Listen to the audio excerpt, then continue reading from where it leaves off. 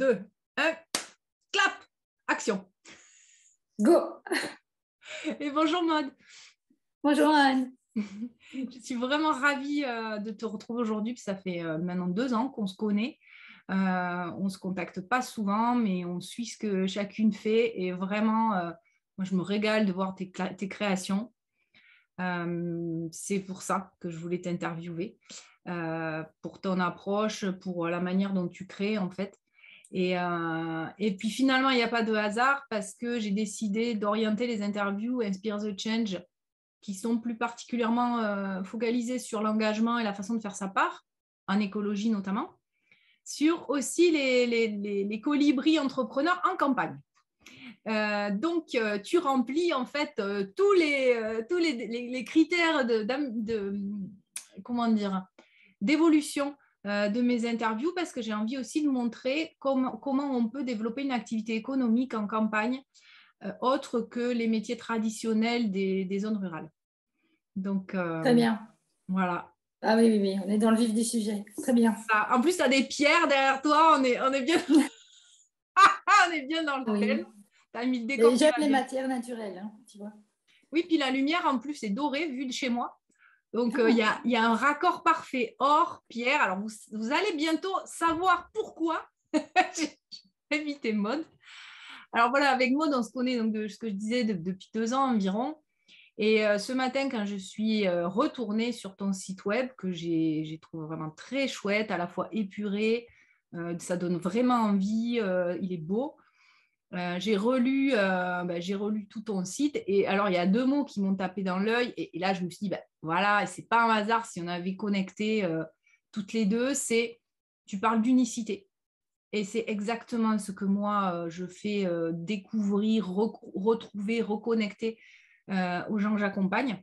Donc le premier mot quasiment quand on arrive c'est unicité, donc j'ai donc retrouvé, reconnecté, je sais plus quel mot exact tu mets mais c'est celui-là qui m'a... Voilà. Et puis, on déroule un petit peu plus loin. Et là, on arrive à co-création. Donc, comment te dire? J'étais comme un poisson dans l'eau. Bon, il n'y a pas de hasard. On est en place.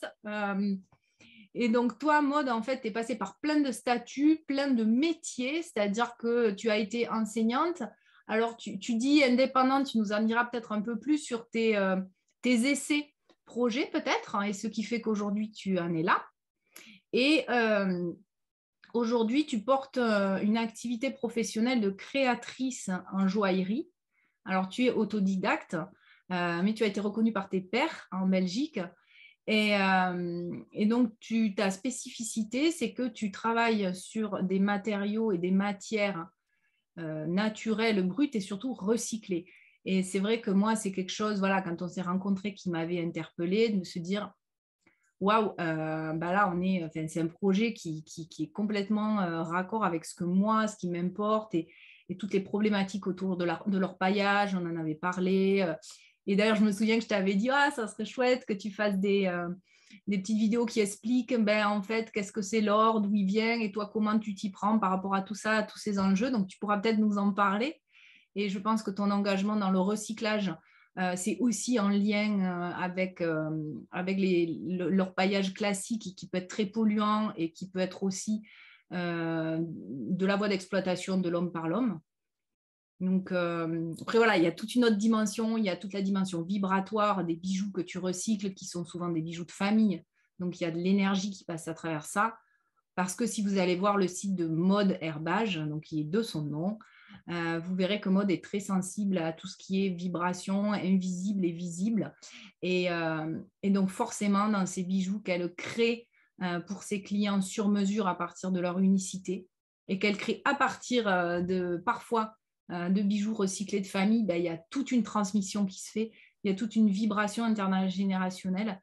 Et donc, moi, voilà, sur tous ces plans, ça me parle tellement. Donc, voilà pourquoi je voulais vous faire découvrir Maud. Et je vais commencer par la première question, qui est...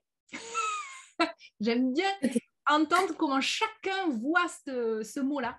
Est-ce que tu pourrais te définir comme quelqu'un de militant ou d'engagé? Et qu'est-ce que c'est pour toi la définition de l'engagement et ou du militantisme? Et dans les nuances, ou quel mot tu préfères à un autre et pourquoi? engagée. Je suis engagée, oui, engagée. Et pourquoi je peux me définir en tant qu'engagée? Parce que je pense, de mon parcours, de mon expérience, c'est à partir du moment où je me suis engagée vis-à-vis de moi-même que dans mes actions, j'ai constaté que j'étais engagée. Parce qu'à partir du moment où je me suis retrouvée dans ma propre cohérence, ma propre vérité, c'est évident que c'est même pas une envie, ça devient naturel d'agir en fonction de sa propre vérité, envers et contre tout, envers et contre beaucoup en tout cas. Donc oui, ça demande de l'engagement. Et à partir du moment où tu es en cohérence avec toi, en tout cas en ce qui me concerne, ben voilà, il y a des valeurs qui sont fort présentes. Et c'est comme si c'était devenu impossible ou inimaginable de ne pas être dans le respect de ces valeurs. Et donc ça demande un engagement vis-à-vis de soi, vis-à-vis de ses propres valeurs, vis-à-vis des autres, vis-à-vis du monde, quoi, et de la perception que l'on a soi-même du monde. Donc oui. Et à ce moment-là, une fois que tu es en cohérence, tu ne peux plus non plus te perdre. Tu vois, donc oui, ça demande un engagement parce qu'on n'est pas seul sur la planète. Il y a l'entourage proche, loin, très lointain, mais qui fait que bon, la société, donc, ou une forme de société qui demande un engagement si tu veux rester cohérent vis-à-vis de toi-même, quoi, et vis-à-vis de tes valeurs. Donc oui, pour moi, c'est plus l'engagement. Alors, c'est chouette parce qu'on est vraiment chez toi sur... j'ai eu certaines personnes qui de suite m'ont parlé de l'engagement dans le monde. J'en ai certains qui m'ont parlé de l'engagement justement envers eux-mêmes. Et toi, quelque part, même si là, tu parles d'un engagement envers toi-même, je sais très bien qu'il y a aussi dans ta cause un engagement dans le monde. Et je trouve que tu fais vraiment cette synthèse et cette harmonie entre ce que moi j'appelle l'inspire et l'expire, hein, donc la respiration du grand vivant. Et toi, tu travailles avec des matières qui sont issues du grand vivant et tu rappelles qu'ils viennent quelque part aussi de l'univers. Voilà, l'or, tu pourras nous en parler. Et j'ai envie de te poser la question sur l'expire, justement. Une fois que tu es engagé avec toi, quelle est ta cause et ta manière de t'engager dans le monde? Ça peut être celle de ton activité, mais peut-être plus largement, qu'est-ce qui t'a poussé dans cette activité, tu vois? Ce qui m'a poussée dans mon activité, c'est j'ai retrouvé ma cohérence. C'est comme si je m'étais perdue. Et d'où l'importance pour moi de cette notion d'unicité et de partager, de le partager pour que éventuellement d'autres personnes puissent l'entendre. Moi, à un moment donné, je me suis perdue en chemin, tu vois. J'ai fait des choix qui n'étaient pas bons pour moi, mais je ne le savais pas. Mais à un moment donné, l'extérieur, mon corps, des événements ont fait que je me suis bien rendu compte que je m'étais perdue en chemin. D'accord? Et le fait de me retrouver, de reprendre connaissance avec moi, avec mon unicité, ma nature profonde, en fait, tu vois, l'activité est née comme quelque chose de naturel.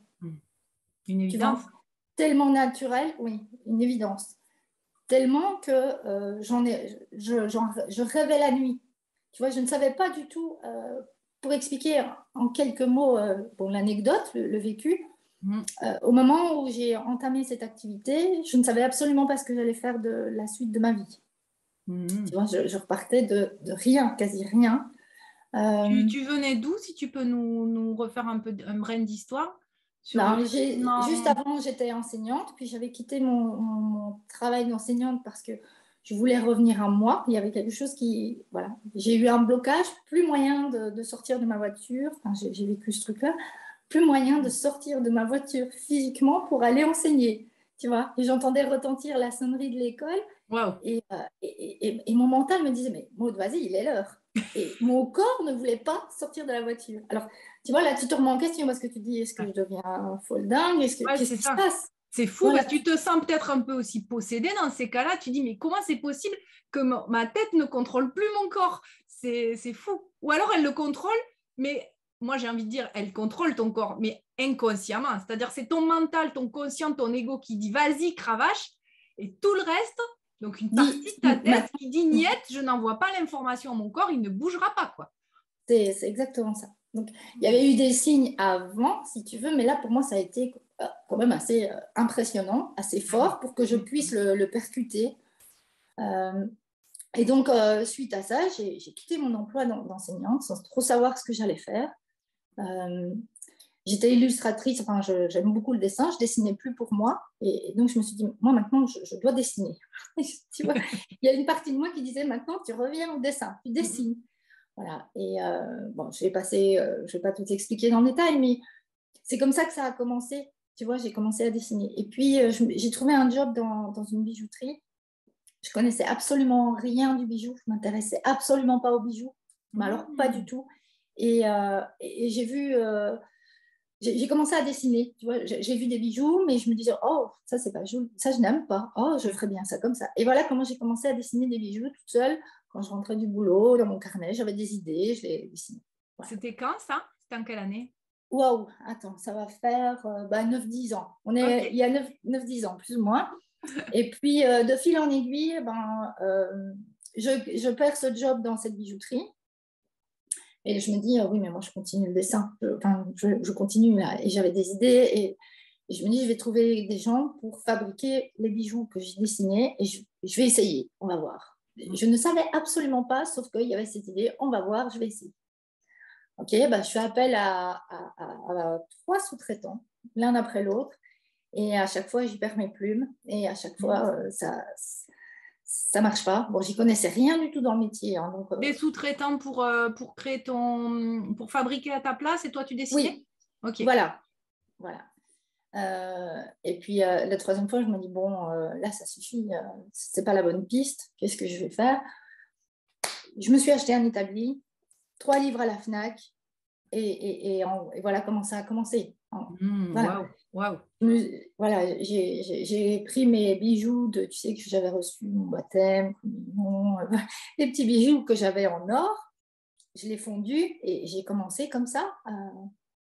Et ça a été d'une fluidité, d'une simplicité. On m'a dit, mais attends. C'est beau. Enfin, moi, ça me fait, je sais pas vous qui écoutez l'interview, moi, ça me fait une émotion. Je sais pas, c'est fort, quoi.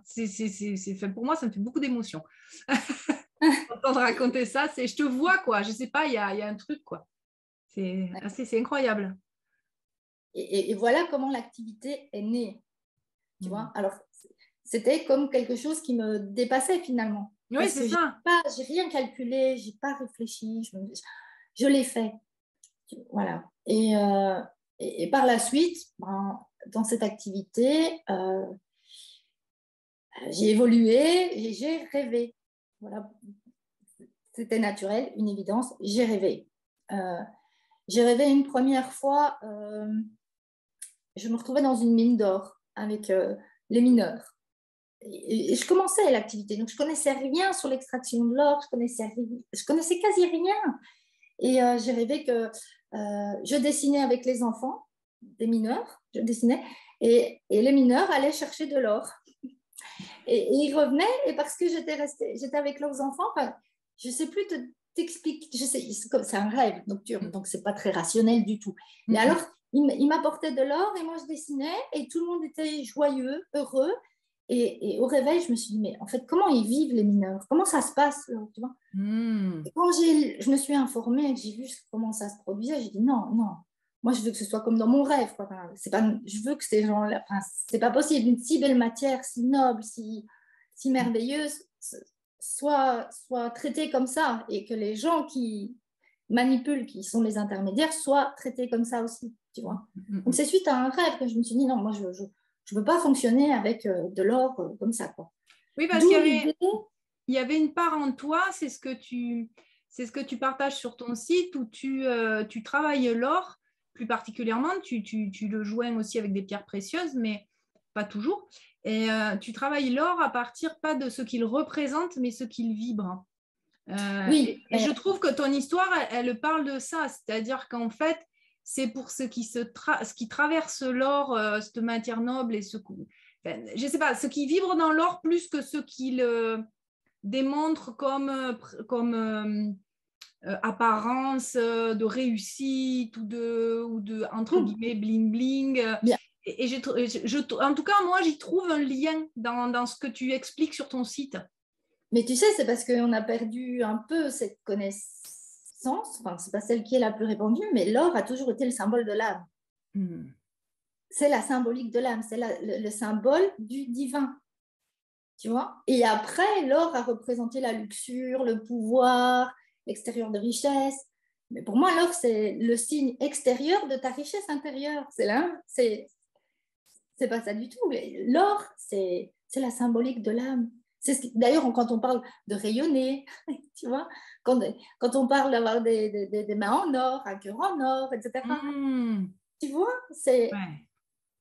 Bah, moi, je n'étais pas du tout attirée par l'or, juste par les bijoux. Parce que pour moi, dans mon éducation ou dans ce que j'avais perçu autour de moi, effectivement, c'était juste un signe extérieur de richesse ou juste quelque chose qui faisait rêver, qui faisait beau, qui faisait rêver, quoi.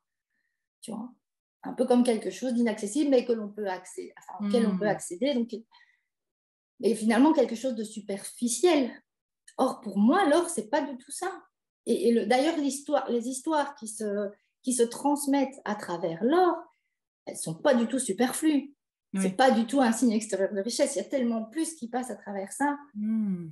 Du moins, moi, je dirais oui, l'or, c'est l'or ou le bijou que tu vas avoir, ou ce que tu possèdes, ce qui se transmettent, ça, c'est le vrai luxe.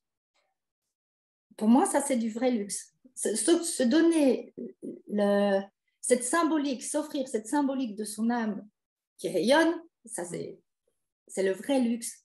Or, ça va à l'encontre de la définition connue du luxe. Ouais. Luxe, c'est quand même aussi ce qui est lumineux, ce qui est, tu vois, luxe, le mot en latin. Ouais, le fameux luxe d'être soi. Et alors qu'en fait, c'est tout sauf le luxe. C'est parce que c'est ce qui est moins courant ou moins répandu. On attribue ça à la notion de luxe. Mais pour moi, pas du tout.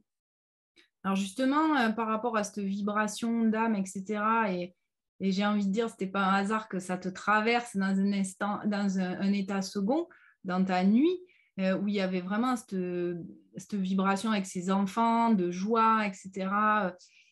Donc après, tu te réveilles, tu vas regarder l'orpaillage, l'extraction, la transformation, et là, tu dis non, c'est pas possible. Est-ce que tu pourrais nous expliquer justement en résumé, parce qu'il y a énormément d'informations sur Internet sur ces sujets-là si on les cherche, mais est-ce que tu pourrais nous expliquer en 2 mots quelles sont vraiment les grandes choses à savoir sur cette industrie de l'or dans le monde et comment toi, tu as choisi de t'y prendre autrement, justement? Ok, bah écoute, il faut extraire des tonnes de terre, des tonnes, des milliers de tonnes de terre pour obtenir une toute petite quantité d'or. Donc déjà à ce niveau-là, c'est faire des gros dégâts dans notre planète parce que c'est déployer des gros moyens aussi, des grosses machines. Peu importe l'environnement, peu importe ce qui s'y trouvait autour. Tu vois, donc on délocalise des villages. On est à ce stade-là, quoi. Tu vois. Oui, on ne fait pas juste des trous, on déplace les gens, on déplace aussi évidemment des animaux, mais eux, on ne les prend pas, ils se démerdent comme ils peuvent, j'ai envie de dire, et on déplace des populations entières, quoi. Voilà. Alors, les conditions de travail sont inacceptables. Alors, il existe des labels aujourd'hui qui parlent d'une meilleure condition de travail. Ok, ils garantissent que effectivement les enfants n'y travaillent plus, ou en tout cas plus avec de l'acide, parce qu'ils utilisent aussi des produits très toxiques pour nettoyer l'or, extraire l'or des roches, etc. quoi. C'est des acides, donc c'est très très mauvais pour le mineur, quoi. Et les enfants aussi sont appelés à venir dans la mine. Donc, il existe certains labels, mais néanmoins, ça entretient quand même le système. Tu vois, de créer une école pour les enfants des mineurs, ok, merci, mais ils restent mineurs dans leurs conditions de travail. On pourrait un peu dire que c'est mieux, mais ça reste un peu du greenwashing. En fait, quelque part, on pourrait dire c'est de se donner bonne conscience. C'est déjà un premier pas. Et moi, j'ai pas envie de critiquer les premiers pas parce qu'on me l'a trop d'ailleurs fait comprendre quand j'étais avant au port de Marseille que en fait, comment ça, je travaillais pour Grand Satan. Déjà, c'était mieux qu'avant et on faisait beaucoup de choses. Donc, j'ai envie de dire, ne jetons pas la pierre. Déjà, c'est effectivement, comme tu le dis, c'est bien. Mais c'est vrai que ça reste des conditions de vie difficiles. Et de toute façon, je veux dire, l'or est quand même une valeur refuge. Hein. Les États s'approprient énormément d'or. Les États achètent des mines d'or ou des nouvelles mines d'or pour extraire de l'or. Donc, ce n'est pas que pour le bijou, tu vois. Ben, c'est pas un hasard si la monnaie est indexée sur l'or depuis. Voilà, donc, voilà. Donc tant qu'il y aura de l'or, tant qu'on peut trouver de l'or, hein, il sera extrait. Il y en a même maintenant qui cherchent de l'or sur les autres planètes dans l'univers, dans l'espace. Donc un jour ou l'autre, ça arrivera aussi qu'on enverra des humains sur d'autres planètes pour extraire l'or. Voilà. Et parce que les sources ne sont pas inépuisables sur la planète quand même. Oui. Et on en arrive justement à toi, une des choses que tu as choisies, entre autres, c'est le recyclage. Voilà. Donc moi, je n'utilise plus que de l'or recyclé. Donc que ce soit à partir des bijoux anciens des personnes avec qui on co-crée vraiment leur bijou, le bijou qui leur correspond, ou que ce soit pour les miennes, là c'est moi qui les crée, les créations qui se trouvent sur la boutique en ligne, ou, voilà, ce n'est que de l'or recyclé. À savoir que la particularité de l'or, c'est qu'il garde toutes ses qualités en étant recyclé. Donc il est recyclable à l'infini. Il peut être recyclé 1000 fois, il va garder exactement les mêmes propriétés, la même valeur, tu vois. Sauf qu'il vibre de toute l'histoire, si on a envie d'y croire, et moi j'y crois, il vibre de toute l'histoire qui a traversé, quand les gens ont porté cet or de différentes formes qui soient, finalement.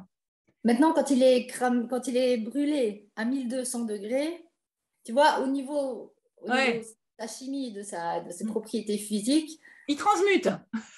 Voilà, il a été affiné, il a fondu à 1200 degrés, puis il a été affiné, puis l'alliage est refait aussi. Enfin, donc, ouais, il a été bien nettoyé.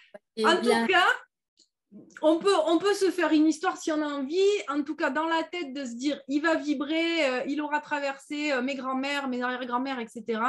Et puis soit il aura transmuté ce qui était difficile dans la vie de ces personnes-là, et aujourd'hui moi je porte cet or qui leur a appartenu et j'en fais autre chose. C'était, voilà, comme moi je trouverais chouette, j'y donnerais pour moi en tout cas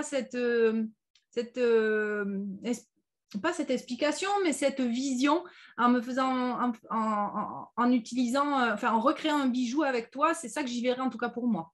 Oui, mais tu sais, voilà, tout dépend, parce que pour moi, ce qui se vit vraiment dans donc quand tu parles de transmuter, de vibration, c'est à travers le processus de co-création. Ouais. Tu vois, c'est là que ça se vit. Ouais. Maintenant, l'or garde sa symbolique. Tu vas garder la symbolique c'est la bague de ma grand-mère, par exemple, que j'ai complètement modifiée, que je me suis attribuée. Mais c'est la continuité. C'est ça, c'est la continuité. Ouais. Et c'est toi qui choisis ce que tu vas garder, ce que tu vas oublier volontairement, que tu vas mettre de côté et que tu vas pouvoir transmettre dans le temps. C'est toi qui le choisis. Tu vois, alors oui, il y a des personnes qui choisissent de conserver l'or. Il y a des personnes qui choisissent de s'en défaire, justement parce que c'est porteur d'histoire. Voilà. Et toi, oh pardon, lors que tu récupères pour les bijoux que tu crées, c'est quel canot en fait? Il y a des canaux de recyclage, hein, il y a des maintenant qui existent. Pour moi, dans mon activité, on le fait en atelier. C'est mon atelier qui recycle l'or. Donc, tu rachètes de l'or en fait à des... comment ça se passe, hein, quand tu l'achètes à des personnes qui revendent, des revendeurs de vieux bijoux C'est ça. Okay. Bah, écoute, c'est ça. Moi, j'utilise uniquement, je rachète des anciens bijoux et on les fond, tu vois. Mais bon, c'est ça. Okay. On les choisit aussi. Il faut au moins que ce soit du 18 carats, etc. Voilà. Oui, mais comme voilà, tu disais, c'est soit les nôtres, soit ceux de tes clients, soit toi, quand tu crées des bijoux pour ta boutique et qui ne sont pas spécialement sur commande. Voilà, je trouvais intéressant de voir un petit peu les différentes. Et est-ce qu'il y aurait carrément une filière à créer sur la récupération et le recyclage éthique? Ah ben ça, c'est un deuxième rêve que j'ai fait. Ah, voilà, tu vois. Non, mais c'est tout simple. J'ai rêvé que je bâtissais, il y avait plusieurs personnes, hein, c'était pas comme moi, hein, parce que c'est pas avec mes petites mains. J'étais le maître d'œuvre. Voilà, en tout cas, j'étais dans ce projet de bâtir une usine de recyclage sur une mine, enfin que la mine se transformait en usine de recyclage. Tu vois. Je me dis effectivement, si on pouvait voir apparaître ce type d'usine, mais qui, parce que il y a plus, rien que pour de l'or, or qui a déjà été extrait, et en termes de bijoux, il y a énormément, je ne sais plus, je crains de dire le mauvais chiffre, mais je crois que c'est 30 millions de tonnes. Le chiffre est astronomique, j'irai revoir, mais d'or en bijoux qui circulent sur la planète. Tu vois. Donc je me dis, il n'y a plus besoin de creuser du tout la planète pour faire la fabrication des bijoux. Ouais. Tu vois. Ouais. Même pour les matériels informatiques, il y a de l'or dans le matériel informatique, on utilise de l'or. Voilà, recyclage, quoi. Donc moi, j'ai rêvé de cette usine de recyclage et je pense que ça va se faire, que ce soit via moi ou via d'autres personnes. Il va falloir que ça vienne, quoi. Moi, Ouais. c'est une volonté. Mais oui, ça vient. On est là pour en parler et justement pour que ça se sache et que ça donne encore plus envie. Et pourquoi pas qu'il y ait des personnes qui te contactent. Si vous êtes intéressé par ce que propose Maude aussi en termes de développement et que vous avez des compétences, n'hésitez pas à contacter Maude. Hein. Mais tu vois, moi, j'ai commencé il y a 7 ans. Et je vois que le mouvement prend, parce qu'il y a moi j'ai côtoyé, là j'ai appris à connaître un peu le milieu, enfin beaucoup le milieu de la bijouterie, et de la création de bijoux aussi, et je vois que le mouvement prend. D'ailleurs, je pense que même sur la place Vendôme, maintenant, il y a une maison de joaillerie qui a développé leur recyclé. Donc voilà, je me dis, ça y est, ça prend, quoi. Alors tout à l'heure, tu nous as parlé justement du moment où tu étais coincée dans ta voiture et où tu ne pouvais pas sortir. Et c'est une question que j'aime poser qui parle justement de ces déclencheurs de changement de vie. Alors il y a eu celui-là, mais tu nous as dit, ça c'était le gros, c'était « You, tu ne veux pas écouter, je t'ai envoyé un gros message ». Et est-ce que tu pourrais nous parler peut-être du collier de perles justement avant qui a préparé cet événement? Il y en a encore eu un après. Mais, vas-y, raconte. C'est pas les événements les plus joyeux, hein. C'est parce que effectivement. En général, il nous faut un truc qui nous fait mal hein, pour qu'on bouge. Hein. On est quand même câblé pour à la réaction à la souffrance, les êtres humains. Encore. Oui, mais tu sais, je pense que c'est ça. À partir du moment où je pense qu'il y a des personnes qui sont plus sujettes à se perdre en chemin que d'autres. Tu crois? Après, comme tout est relatif. Hein. Oui, mais tu sais, si tu as tendance à te remettre en question facilement, si tu peux être sensible à tes émotions, mais aussi avoir des émotions fortes ou à être sensible aux émotions des autres, voilà, il y a quand même des éléments qui font que c'est comme des petits filets qu'on te lance là qui te permettent de se disperser et puis de bien te perdre. Voilà, moi, c'est ce qui m'est arrivé, quoi. Mais ça faisait des années que je faisais des détours, on va dire ça comme ça. Et oui, donc, choisir des jobs, oui, qui me plaisent. D'emblée, je veux dire, l'enseignement, moi, ça me plaisait parce que je crois que j'ai toujours aimé partager et transmettre. Et c'est la structure de l'enseignement qui ne me correspondait pas. Si je ne l'avais pas vécu, je ne le saurais pas. Mais ça n'a pas été... si j'avais été plus centrée, réellement, hein, c'est pour ça que je trouve tout l'intérêt de bien se connaître et d'être centrée. Et voilà, j'aurais pas fait ce type de détour. Ils étaient utiles pour moi, mais je pense qu'on peut les éviter. C'est pour ça que j'ai envie de transmettre. C'est pas une nécessité que de s'oublier pour se retrouver. On peut toujours apprendre à mieux se connaître. Je pense que ça, c'est un mouvement, un travail de toute Juste une vie. avoir le plaisir de se connaître sans la souffrance de s'oublier quelque part. C'est ça. Voilà. Et après l'épisode de ce blocage dans la voiture, comme je n'ai pas écouté tout de suite que j'ai trouvé d'autres jobs là qui étaient alimentaires, puisque j'avais cet élan de vouloir redessiner à nouveau, de m'exprimer, de reprendre ma créativité. Et c'est ça aussi, après, je parlerai 2 secondes de la créativité. C'était un signe qui disait, Maud, reviens à toi. Parce que quand on revient dans sa propre créativité, tu ne peux pas être dans la créativité de quelqu'un d'autre. Et c'est là que, pour moi, la créativité, c'est vraiment un moyen de se retrouver et de se révéler. Et Voilà. d'être unique aussi, finalement. D'être dans sa vérité, je veux te dire. Là, tu sais, quand tu es enfant et que tu dessines, parce qu'après, ça se perd, mais je pense qu'un jour ou l'autre, il y a toujours enfin, quand tu es enfant, un jour ou l'autre, tu dessines ou tu peins, enfin, mais tu fais quelque chose sur du papier ou quoi, enfin, tu t'exprimes via le dessin. Et dans ces cas-là, tu es dans ta créativité. Tu vois, ça peut se manifester via une autre activité. Mais voilà, pourquoi je voulais revenir au dessin, je l'ai compris après, c'est que dans le fond, je voulais revenir à ma propre créativité. Donc, c'était aussi une évidence que je voulais revenir à qui je suis, me retrouver. Et donc, j'ai eu cette job alimentaire et comme ce n'était pas les bons choix pour moi, que j'étais en train de faire finalement ce qui ne me correspondait pas, bah, voilà, j'ai fait une chute. Une belle chute physiquement. Je suis tombée d'une échelle. Donc là, j'ai été immobilisée pendant 2 mois. Ah oui, Et je j'en t'assure que connais une pendant... autre que j'ai interviewée qui a fait une chute. Elle, c'était de cheval. Et Voilà, immobilisée pareil pendant au moins 2 mois facile. voilà. Alors, on pourrait dire que c'est un accident, c'est le hasard, c'est « Oh, il fallait regarder où tu mettais les pieds ». Et c'est vrai, j'étais fatiguée, je suis montée sur une échelle qui n'était pas stable. Voilà, et je me suis retrouvée sur une mezzanine, là, et pardaf, l'échelle est partie, et moi avec, quoi. Sauf, C'est comme tu vois, dans une piscine, sauf qu'il n'y avait pas d'eau derrière. Il n'y et avait si pas on d'eau a en envie bas. de faire un parallèle, en fait, clairement, tu dis, je suis montée sur une échelle qui n'était pas stable. C'est-à-dire que tu avais commencé à remonter sur quelque chose qui n'était pas stable en toi. Ou c'était pas Et toi. voilà, Enfin, voilà, c'était. exactement. Ouais. Exactement. Et cette chute-là, franchement, je le prends vraiment comme un cadeau. Au moment même, non, hein, pendant les 2 mois, Oui. enfin, je l'ai dégusté, Ouais. mais franchement, c'était un cadeau. Et d'ailleurs, je me suis retrouvée au sol, et c'est à partir de là que j'ai commencé vraiment à remettre les choses en question, que ça a fait comme un déclic. Ça a vraiment été l'élément déclencheur.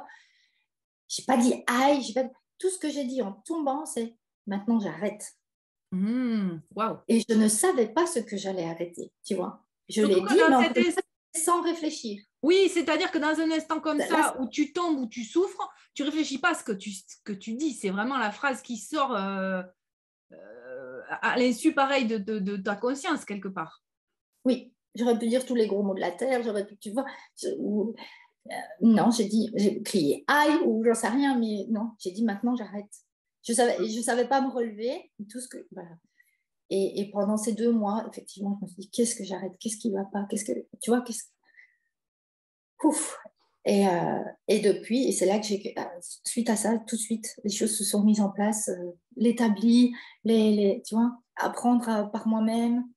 J'ai passé des heures, mais c'était quasi nuit et jour, là, tu vois. Et dès que mon fils était au lit, hop, j'y retournais. Et Mais il y on avait sent, quelque chose, un moteur qui s'était c'est ça. enclenché. C'est ça, Ouais. j'ai envie de dire, vous nous direz en commentaire, mais moi, ce que je sens, c'était de l'ordre de. Tu n'as pas le choix, il fallait que tu y ailles, quoi. Voilà, c'était vital quelque part que d'aller à cet établi, que d'aller créer, que d'y aller, en fait. Cette espèce de. Oui. Ouais. Et alors là, il n'y avait plus aucune souffrance, tu sais. Mm. Je peux dire jour et nuit, mais je ne me sentais pas fatiguée, je ne souffrais pas, je ne m'inquiétais pas. Tu vois, c'est que je me suis, enfin maintenant je peux le dire, c'est que j'étais à la bonne place. Mm. Et je pense que si j'avais pas été à la bonne place, j'aurais déjà arrêté mon entreprise depuis, parce que quand tu entreprends, tu as 1000 raisons d'arrêter, quoi. Mm, mm. Tu vois, Ouais, tu mais étais dans non, ta voie, il y avait pas de doute, quoi. C'était non. cette espèce de flamme. Là, il me venait le mot, mais il me le venait dans la tête, mais pas dans les, dans les mots. C'est ce qu'on appelle cette flamme qui nous dépasse et qui en même temps nous fait avancer. Je retrouverai l'expression un peu plus tard, mais en tout cas, Mais c'est vraiment ça. Il y a cet élan de vie qui est, voilà, cette flamme intérieure, ce truc qui était ravivé, et c'est ça l'unicité en fait. Et pour moi, c'est vraiment la preuve vivante que chacun a sa place. Tant que j'essayais d'occuper une place qui n'était pas la mienne, ça ne pouvait pas fonctionner, ça ne pouvait pas être pour mon bien. Voilà, ça, je suis convaincue. Et justement, quand tu étais par terre, et pendant ces 2 mois, Ben, tu as eu, je pense qu'aujourd'hui, ça peut t'arriver encore, puisque tu parlais justement des challenges de l'entrepreneuriat. Quelles sont tes clés quand tu as le moral dans les chaussettes, hein, que c'est compliqué, que voilà, tu as pas, tu es peut-être en mélancolie, tu as du mal à te lever le matin. Enfin, c'est des mots qui me viennent là, mais tu en as certainement d'autres, toi, quand ça va pas, voilà, quand tu es découragé peut-être. Écoute, quand ça va pas, c'est jamais lié à mon activité. En tout cas, quand c'est quelque chose qui va pas tout droit dans le cadre de mon activité, je le vis vraiment comme un challenge en fait. C'est un challenge. Donc, il y a quelque chose qui peut être inquiétant ou déroutant, tu vois, mais c'est un challenge. Donc, c'est que là, je sais que je suis moi. Enfin, si tu me parles d'être démoralisée ou découragée, alors là, c'est parce que je me laisse imprégner de quelque chose qui est extérieur à moi. Okay. C'est que ça y est, c'est à nouveau, hop, je dévie. Tu t'es fait décentrer. Tu t'es fait décentrer. Ok. Voilà. Intéressant. Et je pense que ça m'est déjà arrivé, enfin, je suis peut-être allée loin dans le décentrage ou dans l'oubli de soi, que pour maintenant avoir une espèce de radar, tu vois, quelque chose qui se manifeste dès que, hop, ça y est, je repars, quoi. Et quand tu sens... Alors, ça se manifeste comment ce warning? Tu le sens dans ton corps? Oui. Ouais. Oui, je le sens dans mon corps déjà. Oui, je le sens dans mon corps. Je le sens au niveau des émotions. Je le sens. Après, ça monte. Si je ne suis pas attentive, ça va se manifester très vite dans ma réalité aussi. Tu vois, il y a des événements qui vont se produire et qui vont venir. Attends, là qu'est-ce qui se passe? Attends, là, c'est pas bon. Mais c'est pas ça que je veux, mais c'est pas ça que j'ai. Tu comprends? Voilà, ça y est, ça commence il y a des couacs qui apparaissent. Et justement... Et puis, si je me sens découragée ou démoralisée, c'est que oui, alors je suis dans le constat de, voilà, je ne me suis pas écoutée. Et justement, c'est ce constat-là. Maintenant comme tu le vois, tu le sens assez vite, etc., qu'est-ce que tu fais pour te recentrer, justement, toi? Tu vas dormir, Comment? Tu vas dormir, tu vas courir? Ni l'un ni l'autre. Alors, non, je me pose. Je m'isole et je me pose. C'est que j'ai besoin de me retrouver, c'est que j'ai besoin de solitude. Je me retrouve avec moi-même. Tu t'isoles. Voilà. Et pour comprendre et d'observer, en fait. Moi, ça, c'est un truc qui fonctionne beaucoup, mais qui fonctionne bien. C'est de vraiment observer la situation de l'extérieur. Vraiment de m'observer moi aussi dans le cadre, dans le contexte où je ne me sens pas bien. Voilà, tu vois, c'est une façon de prendre du recul, quoi.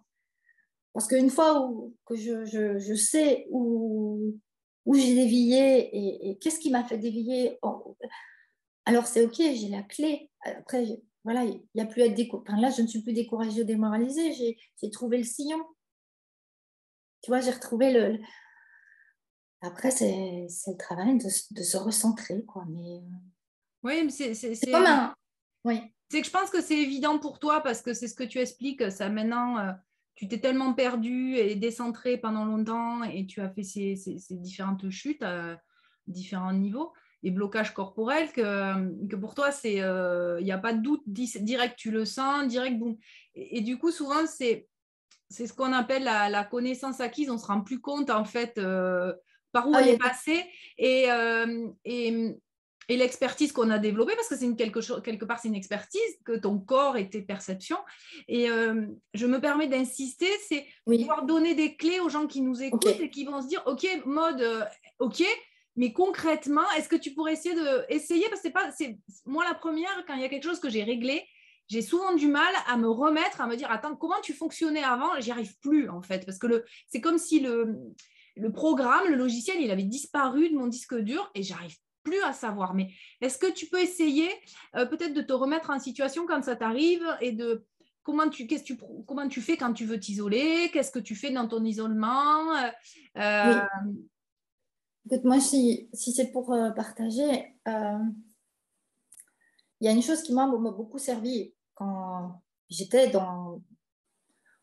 perdue, mais que j'étais dans cette volonté de me sentir bien, de revenir à moi. Enfin, je ne savais pas dire je veux revenir à moi, mais je ne me sentais pas bien dans ma vie. Et donc, je voulais vivre autre chose. Tu vois.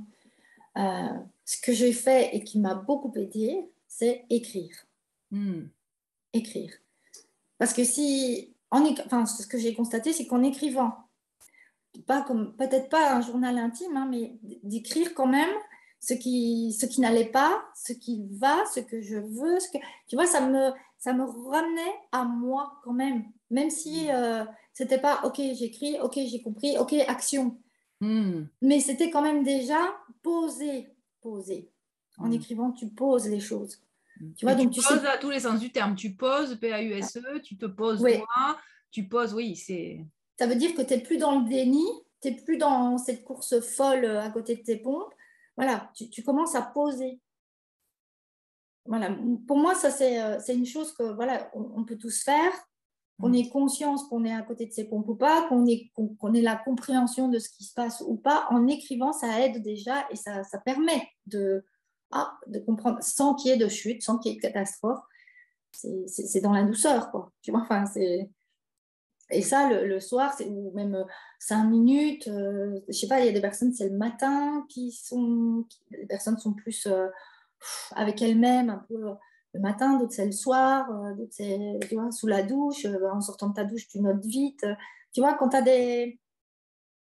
des sursauts comme ça ou des pensées qui te ramènent à toi, ou non, mais ça, j'en veux plus dans ma vie. Mais, note-le vite parce que si tu ne le retiens pas, demain, ça va se manifester. Ou demain, ça va revenir. Tu vas revivre le même truc, tu vois. Donc, d'écrire et puis peut-être de relire. Mais ça, c'est une volonté. Quelque part, déjà, c'est comme un choix.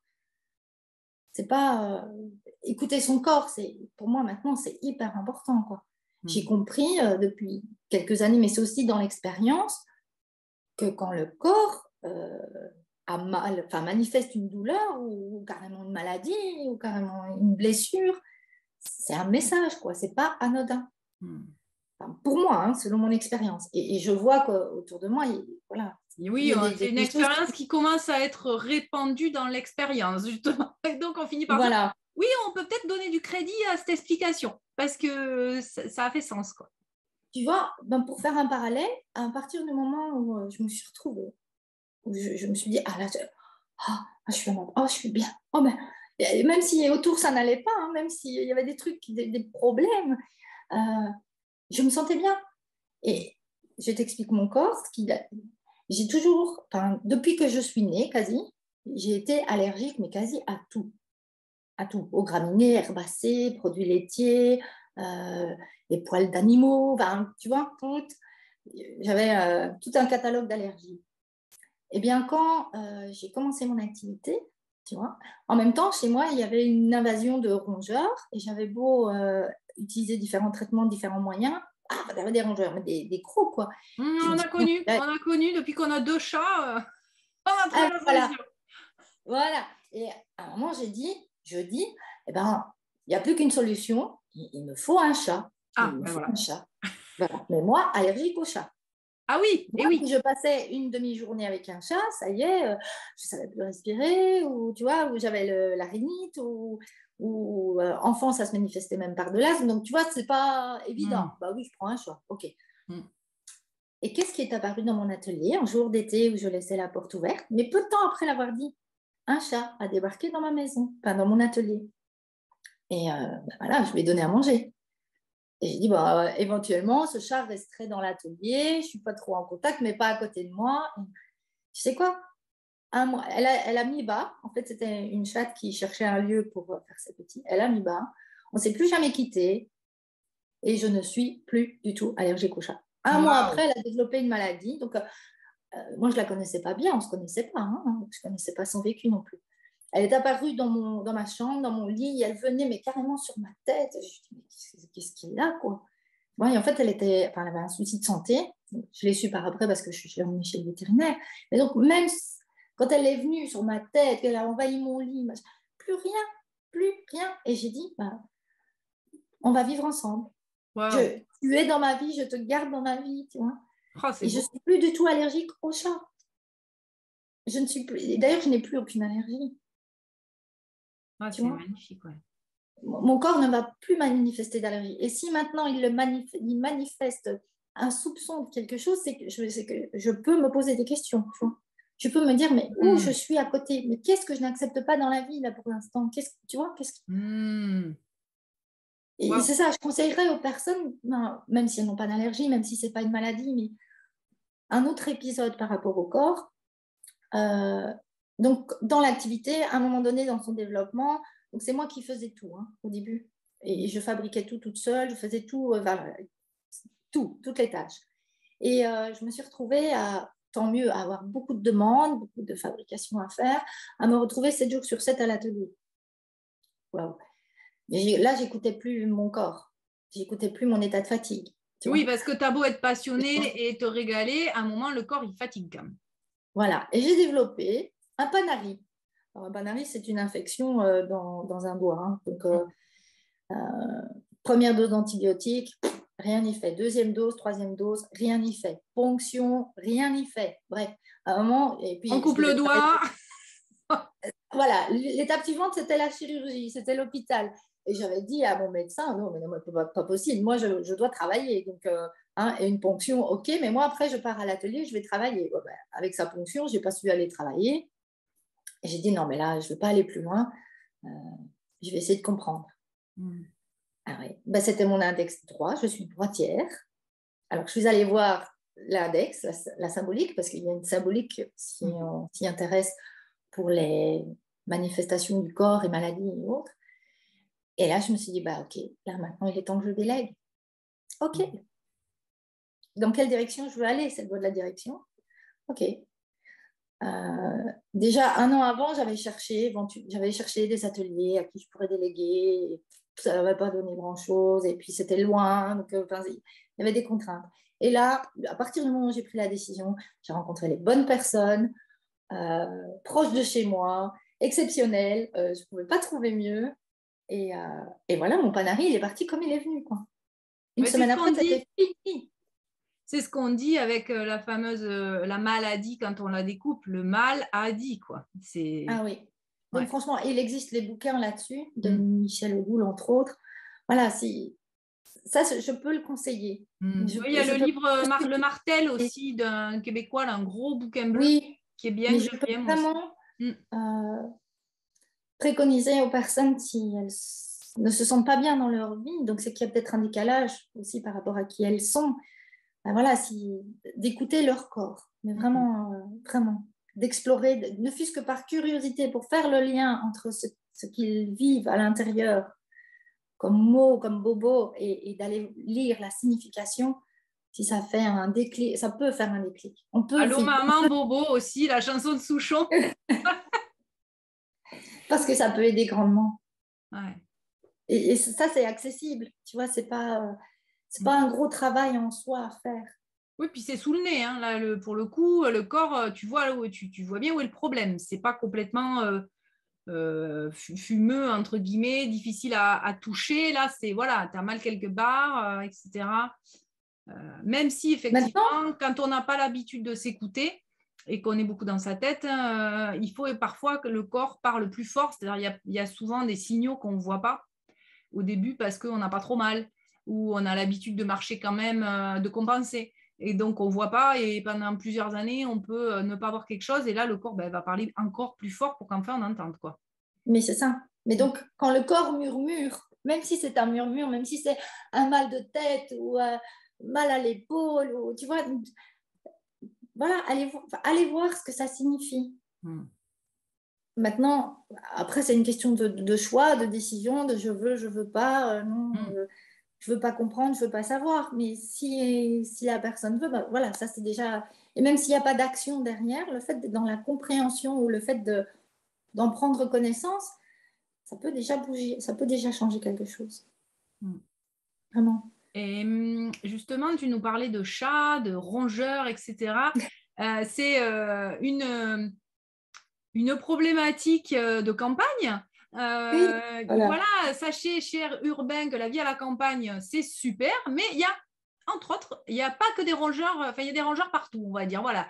Si vous êtes fatigué des rongeurs urbains, sachez qu'il y a la fameuse histoire du rat des villes et du rat des champs. Et justement, est-ce que tu peux nous parler du fait d'être entrepreneur en campagne? Qu'est-ce que toi, ça t'a apporté? Comment tu vis le fait de justement de ne pas être de ton activité qui pourrait être globalement en ville? Comment toi, tu as choisi d'être en campagne? Et voilà, qu'est-ce que ça t'apporte? Comment tu le vis? Quels sont les avantages que tu y vois?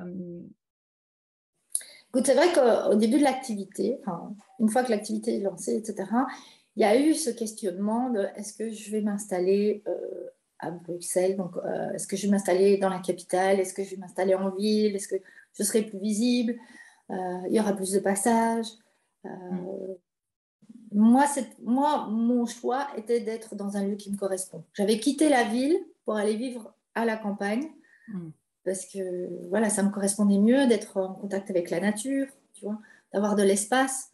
Donc, c'était déjà par rapport à une envie personnelle qui était grande, quoi. Voilà, qui était importante. Et puis, par rapport à mon activité, effectivement, bah, je me suis dit, si des personnes sont intéressées en ville, elles le seront à la campagne. S'il y a des personnes intéressées à la campagne, elles peuvent l'être en ville aussi, mais ça ne dépend pas absolument de si je suis en ville. Enfin, c'est la condition pour que ça fonctionne, quoi. Voilà, et à l'époque, à notre époque, on a Internet, quoi. Les distances ne sont plus un réel problème. Et puis moi, de par mon expérience aussi dans ma série de jobs, et déjà quand j'étais étudiante, bon, j'avais travaillé comme vendeuse dans des magasins et je savais que ce n'est pas un magasin que je voulais avoir. Je ne voulais pas, tu vois, je ne voulais pas avoir cette vie-là. Voilà. Donc ça, et puis, tu peux très bien aussi travailler en dépôt dans des boutiques éphémères à des moments ou chez entre guillemets, un revendeur, un bijoutier qui, lui, parle de ce que tu fais. Il y a mille et une manières d'être, en étant en campagne, de faire connaître aussi dans d'autres, en ville, ce qu'on fait, quoi. Bien sûr. Bien sûr. Et moi, je vois que plus mon entreprise évolue, plus elle peut se trouver dans la brousse à l'autre bout de la planète, quoi. Ça n'a aucune incidence. Et c'est important pour moi d'être dans un lieu qui me nourrisse, tu vois, qui me corresponde, qui m'émerveille. Alors j'adore aller en ville parce qu'il y a des choses qui m'émerveillent aussi, tu vois. Et c'est bien la diversité. Mais pour me poser, me ressourcer, me nourrir, c'est la nature, c'est la campagne, c'est les grands espaces, c'est le ciel. J'ai besoin d'avoir tout ça à mes côtés, quoi. Justement, j'ai envie de le mélanger à la dernière question. Écoute, tu nous diras comment ça résonne pour toi. Tout à l'heure, tu nous parlais de créativité et tu nous as dit j'aimerais y revenir, vous en reparler. Et la question que j'aime poser enfin, c'est où trouves-tu la foi? Alors, je ne sais pas pourquoi, il me vient de mélanger foi et créativité. Fais-en ce que tu veux. Dis-nous, réponds une après l'autre ou les deux. Voilà, écoute. Alors, la foi, elle m'est tombée dessus, hein, tu vois. Enfin, c'est pas oui. Pour moi, c'est pas la foi, c'est différent de la confiance. Enfin, parce que dans le mot enfin, c'est pas différent. C'est parce que dans l'usage du mot confiance, il y a cette confiance en soi, cette espèce de mindset, tu vois, être confiant, être un peu guerrier quand même, ce côté. Oui, c'est ça. Et puis c'est pas lié au mindset, à ton état d'esprit. Pour moi, la foi, c'est une confiance plus profonde. Et en même temps plus profonde et en même temps qui est illimitée. Oui, c'est ça. Mindset. Tu peux avoir un état d'esprit ou être démoralisé, tu vois.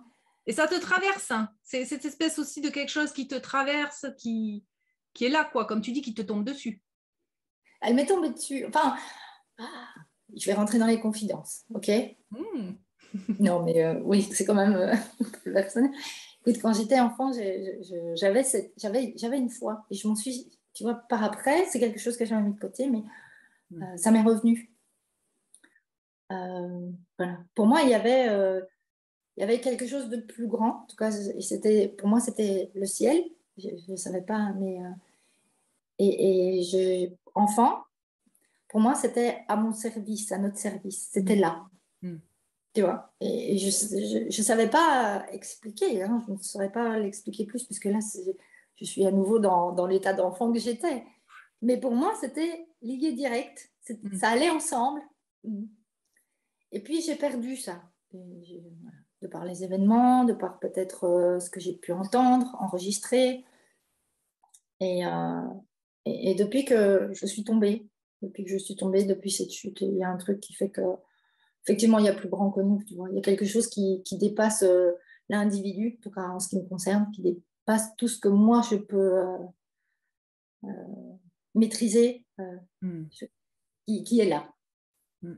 Qui est là, et donc il y a une confiance en la vie, si c'est le mot confiance. Ouais. Il y a une confiance à la vie, une confiance à des lois qui fonctionnent, même si on n'est pas acteur, mais qui fonctionnent, qui sont là, qui agissent. Et je pense qu'en vivant en harmonie avec ces lois qui sont grandes, qui sont universelles, on va dire, peut-être, je n'ai pas la certitude, hein, j'ai pas, que les choses se mettent en place naturellement. Il y a quelque chose qui nous soutient, qui est là. Même si tu peux vivre quelque chose de très douloureux, de très difficile, la vie, elle est toujours là, et ce soutien est là. C'est comme un soutien, comme un tremplin, c'est un peu de tout. On saute, à la fois ça nous douche en même temps. Et voilà. Et alors, il y a ce lien que je peux faire avec la créativité, parce que quand tu es dans cet état, quand tu es dans ta créativité, moi ça m'est arrivé quelques fois, et ces moments-là, je suis toujours dans, rien que d'y penser, je suis dans la gratitude, tellement c'est peut-être ça le bonheur absolu, en étant dans ma créativité, dans des instants de créativité, mais sans réflexion. Là, tu n'es pas du tout dans le mental, de créativité. Oui, j'ai eu des moments de grâce, des moments de plénitude. Tu vois, et je peux encore me remémorer, mais pas le revivre à 100%, mais je peux encore me remémorer ces moments. De le remémorer dans ton corps, j'imagine. Oui. Le ressenti que ça même si je ne le vis pas vraiment, totalement, ouais, je peux dire que ça, c'est des moments de bonheur. Tes cellules, elles l'ont mémorisé, en fait, cet état d'être. C'est ça. Ouais. Donc, et donc, pour moi, c'est lié à la foi, parce que quand on est à cette même vibration, c'est une question de vibration. Quand tu es dans ta créativité, je pense que tu es dans ta plus haute vibration. Et donc, tu as accès à ce tout. Mais c'est vraiment de la créativité sans ton mental, sans ton ego. C'est de la créativité. Mais c'est là que ton unicité peut s'exprimer. Parce que tu peux être créatif, être un grand artiste qui a un moyen d'expression, qui a trouvé un moyen d'expression, qui peut être reconnu, qui peut être... Mais derrière ça, il y a beaucoup d'ego qui alimente cette démarche. Moi, je parle vraiment de la créativité qui est innée. J'ai fait un travail de fin d'études sur ça. Il y a une part d'inné, tu vois. C'est ça, d'inné. Donc, si c'est inné, c'est que ça vient de toi. Donc, ça vient de ta singularité à toi. Waouh, et ça t'éclaire encore plus là, quand c'est dans le sang, dans les yeux, c'est waouh. Écoute, c'est arrivé dans des processus de co-création avec des clientes, et là c'était un monsieur. Et ce monsieur avait vraiment perdu joie de vivre. Il n'est pas venu pour exprimer son manque de joie de vivre. Il est venu pour des alliances, donc pour lui et sa future épouse, parce qu'elle aimait le travail qu'elle avait vu de moi, mais lui, il n'était pas partant du tout au départ. Et puis quand on a commencé le processus, et que dans nos échanges, en fait, ce qui n'allait pas dans sa vie, c'est qu'il s'était déconnecté de sa créativité. Or, sa profession, c'est architecte. Donc, il avait déjà cette... Et son épouse, après leur mariage, on a gardé contact. Elle m'a dit, mais c'est le même bonhomme que j'ai rencontré à 16 ans, quand il avait 16 ans. Ça y est, tu vois.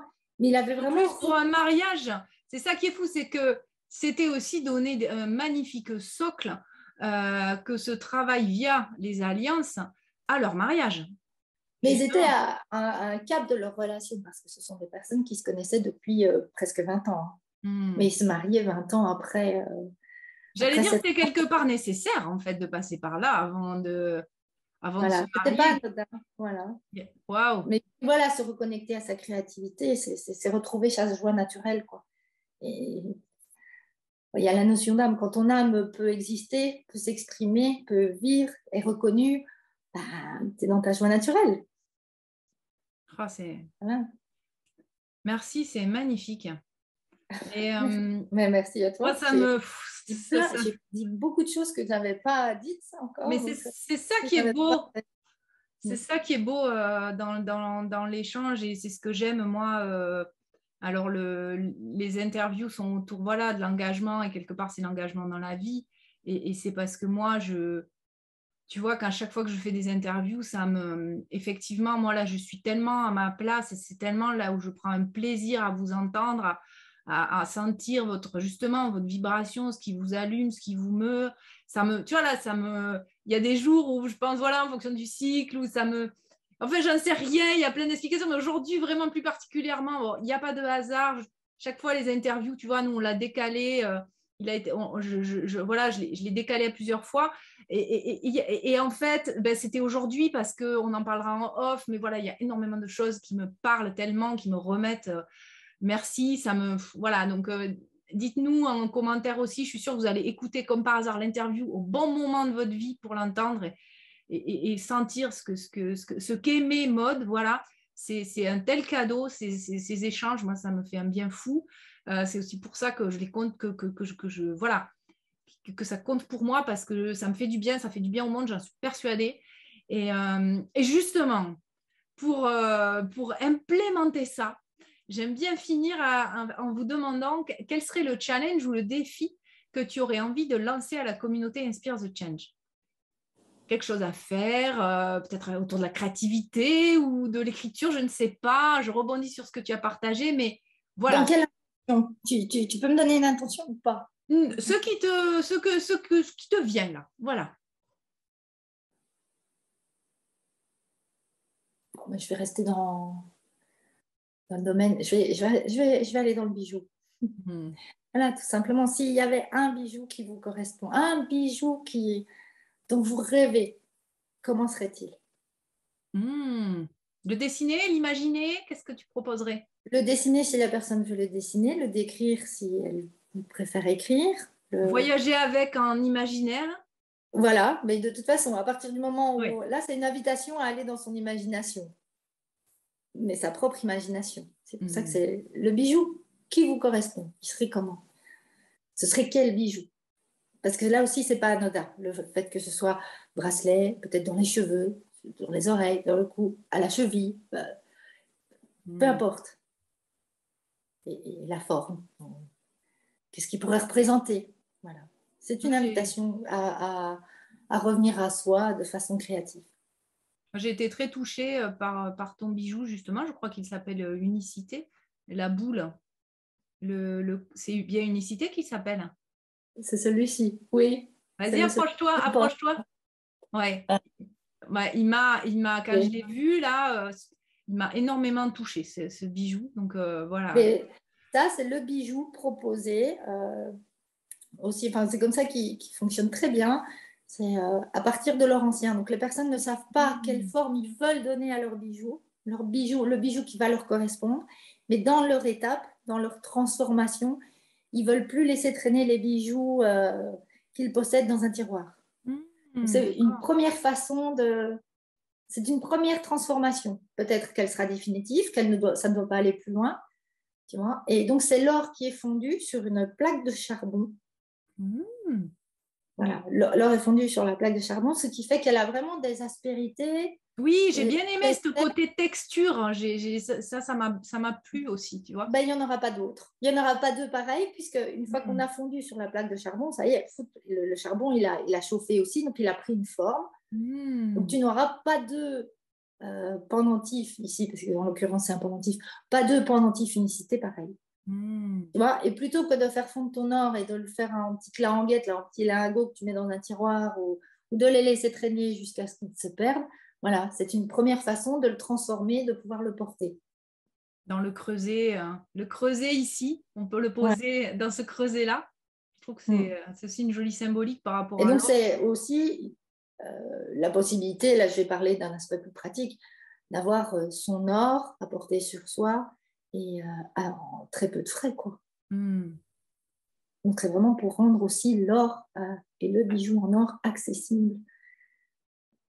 Et voilà. Et quelque part, il y a cette notion de parce que je le vaux bien. Mais ça, c'est encore autre chose. C'est pour le prochain épisode. Eh ben, parce que voilà, c'est unicité, c'est pour ça. Hein, c'est pour moi, voilà pourquoi il s'appelle comme ça. C'est un processus, un procédé, en tout cas, déjà un premier moyen, une première étape vers qui on est. C'est se dire, ben voilà, moi, je veux que ça m'appartienne, je veux que m'approprier ce qui est dans mon coffre ou dans mes tiroirs que je ne sais pas porter parce que là, je sais bien que ça ne me va pas. Non, ça ne me va pas pour une raison ou pour une autre. Je me l'approprie, je le porte. C'est de l'or. Oui, c'est de l'or, je le vaux bien. Et c'est pas parce que voilà, c'est pas parce que c'est signé à tel, c'est pas parce que c'est représenté par tel mannequin. C'est vraiment je me l'approprie. Ouais. Je révèle déjà une partie de mon unicité.